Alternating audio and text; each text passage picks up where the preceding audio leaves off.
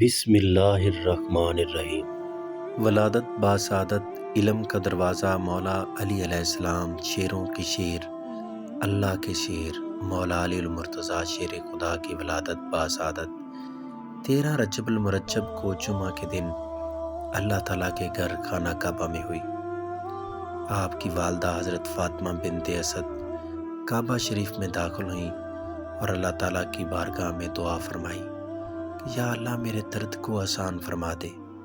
اچانک ہی کعبہ کی دیوار کھل گئی اور وہ گویا کسی غیب قوت کے ذریعے اندر گئیں اور دیوار بند ہو گئی۔ آپ 3 دن تک اندر رہیں اور 3 دن کے بعد جب باہر آئیں تو آپ کی گود میں حضرت علی تھے۔ آپ کی کنیت ابو تراب، ابو الحسن اور حسین تھی۔ حضرت علی کی ولادت کے بعد جب آپ نے آنکھ کھولی تو رسول صلی اللہ علیہ وآلہ وسلم کی آغوش میں تھے۔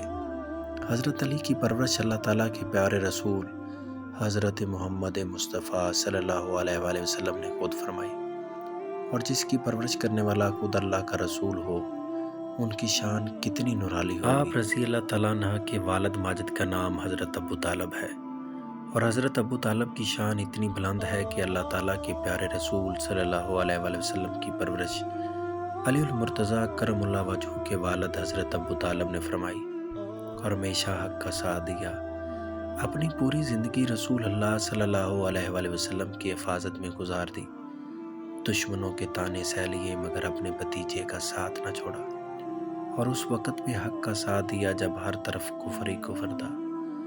امیر المومنین سیدنا علی بن ابی طالب ایک ایسی شخصیت ہیں جو اپنی خصوصیات اور خصائل کے اعتبار سے اپنی مثال آپ ہیں۔ حضرت علی داماد مصطفیٰ بھی ہیں اور شیر خدا بھی، عبادت و ریاضت میں یکتا ہیں اور فصاحت و بلاغت میں بے مثال بھی۔ وہ علم کی دولت سے مالا مال ہیں اور حلیم آپ کی طبیعت کا خاصہ، فاتح خیبر بھی ہیں اور شہنشاہ خطابت بھی۔ آپ حیدر اقرار بھی ہیں اور صاحب ذوالفقار بھی، سیدہ فاطمہ سلام اللہ علیہ کے شوہر نامدار بھی ہیں اور حسنین کریمین کے والد بزرگوار بھی۔ آپ میں بہت سے ایسے کمالات اور خوبیاں جمع ہیں جو آپ کو دیکھ کر تمام صحابہ کرام سے ممتاز کرتی ہیں، اس لیے آپ کو مظہر العجائب الغرائب بھی کہا جاتا ہے۔ امیر المومنین سیدنا علی رضی اللہ تعالیٰ عنہ کی فضیلت میں اتنی احادیث موجود ہیں کہ شاید ہی کسی اور صحابی کی شان میں وارد ہوئی ہوں۔ شاگرد امام اعظم امام محمد فرماتے ہیں، جتنی احادیث آپ کی فضیلت میں ہیں اتنی احادیث کسی اور صحابی کی شان میں وارد نہیں ہوئی۔ حضور اکرم صلی اللہ علیہ وآلہ وسلم نے حضرت علی کو حضرت ہارون کی طرح اپنا بھائی قرار دیا۔